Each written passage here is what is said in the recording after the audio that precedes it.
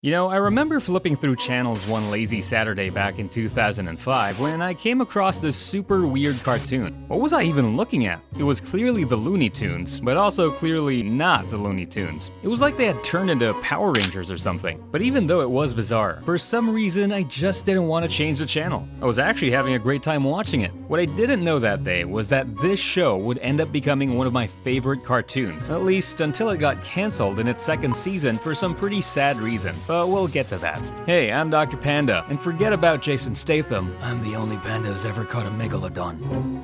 And today, we need to talk about Loonatics, the show that turned the Looney Tunes into anime-style superheroes. How did this show even come to be? Who are the characters? And just wait till you see what they did to Foghorn Leghorn. And why is there a framed picture of Loonatics hanging in the Warner hallways to this day as a reminder of what they should never do with the show? Let's dive in. Back in 2004, Looney Tunes was on a bit of a losing streak. The movie Looney Tunes Back in Action had just flopped, pulling in only $68 million, not even enough to make back what it cost. Warner knew Looney Tunes was one of their biggest franchises, but they just weren't managing to make it work. That's when Christian and Yvonne Tremblay showed up at WB's offices with the idea for a new show that reimagined the Looney Tunes. The execs loved it, so production kicked off. A year later, the show started airing on Kids WB in the US and Cartoon Network in the rest of the world, with a super catchy premise. It was set in the year 2772, when a meteor struck the ocean of the city planet Acmetropolis, giving special powers and abilities to certain inhabitants by mutating their DNA. So, a mysterious woman named Zadavia recruited 6 teenagers who were hit by these mutations to form a superhero team. Soon, they became the Loonatics. Each one was a direct descendant of a classic Looney Tunes character, and their powers matched their ancestors' traits.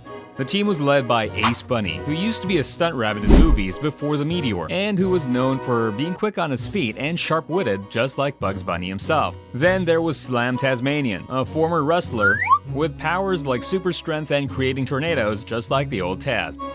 Tech E. Coyote was a team super smart inventor with a ton of gadgets, pretty much Wile E. Coyote, except his stuff didn't usually backfire. Man, I can't wait for you to see Foghorn Leghorn. Rev Runner used to be a food delivery guy who gained super speed like the Roadrunner. You know, you get the idea. Then there was Duck, a former pool cleaner, totally full of himself and dreaming of becoming the team leader someday. He's Daffy Duck's descendant, so obviously his powers are teleportation and throwing magic eggs. Yep. I'll admit, they might have run out of ideas with these last two. Because then there was Lexi, a former student and cheerleader, descendant of Lola Bunny, with psychic blast powers and super hearing. Each episode was basically about some supervillain attacking Acmetropolis, forcing the Loonatics to stop them while also dealing with their own issues and learning to work together. But without a doubt, the coolest part was seeing other Looney Tunes descendants pop up in random episodes, like Royal Tweetums, Tweety's descendant and Prince of Planet Blank.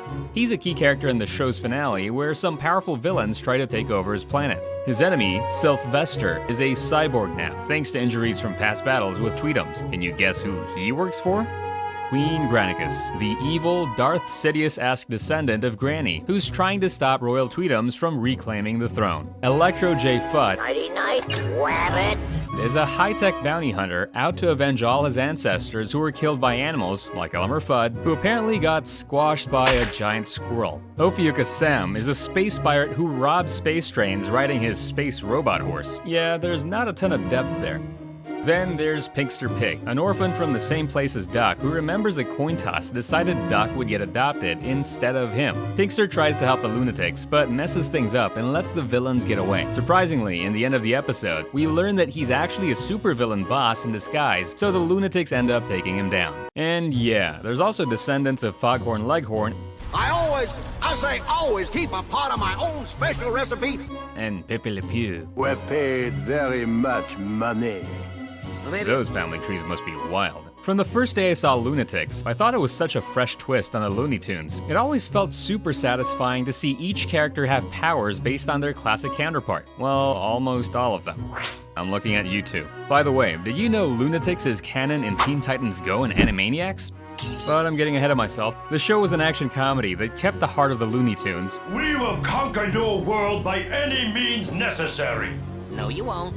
Yes, we will. No, you won't. Yes, we will. Yes, you will. No, we won't conquer your world. But with a darker, edgier tone at first. Except that didn't last long. From what I could find, Season 1 didn't land super well, but Warner still believed in the show. So by Season 2, the tone became lighter and the show leaned way more into comedy. After 2 seasons, the show wrapped up with a pretty solid 2-part finale where the main villain, Optimatus, tried to take over Royal Tweedom's planet, but ended up being defeated by the Loonatics. They graduated from just protecting Acmetropolis to defending the whole universe. Even with the strong ending though, a framed picture of the show's characters ended up hanging in the halls of Warner Animation as a cautionary tale for future projects. But let's get into that in a little bit. Even though Warner doesn't really talk about Loonatics anymore, the characters have been referenced in some Warner shows over the past few years, like in New Looney Tunes. This might be a little too retro. Okay, now you're just messing with me. Teen Titans Go. Oh, but no! Has someone jumped in the Friends fountain? Did they reboot the Loonatics? And Animaniacs. Robots, monsters, Tiny Toons, Sylvester, talking cars, ducks, dogs, bunnies, Elmer Fudd, whatever these guys are. But did you notice something in common about all these references? They're all negative. Like the show's some kind of moldy sandwich left in the office fridge that nobody wants to be associated with. But why? Quick, subscribe if you remember the Loonatics. Well, there's one part of the story I haven't told you yet. It has to do with a certain afternoon. Not just any afternoon, a fateful one in February 2005, the day Warner revealed the new series to the world. And the world's reaction was weird. So weird, in fact, that it sparked an online petition that made it all the way to Warner's offices.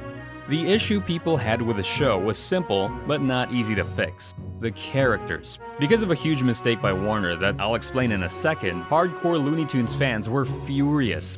The petition asked for the character designs to be changed, calling them a total insult to the legacy of the original Looney Tunes. And it got so big that Warner had to publicly say the designs were just early drafts and had already been softened to look less imposing. But the damage was already done. Warner had made a mistake that might have doomed the show from the moment it was announced. Let's talk about that now. When I told you the premise of Loonatics, I started by saying the characters were direct descendants of the Looney Tunes. Well, this is kinda like what happened with Pixar's Lightyear. Warner never clarified what the Loonatics actually were when the show was presented, and the early episodes didn't mention it either. So people assumed they were just edgy reboots of the original characters, and they weren't happy about it. And that's how Sam Register, Warner Brothers exec, ended up hanging that framed picture of the show in the company's hallways, as a reminder of how not to do a project. The worst part is that the show was actually good, but bad communication buried it before it ever had a chance.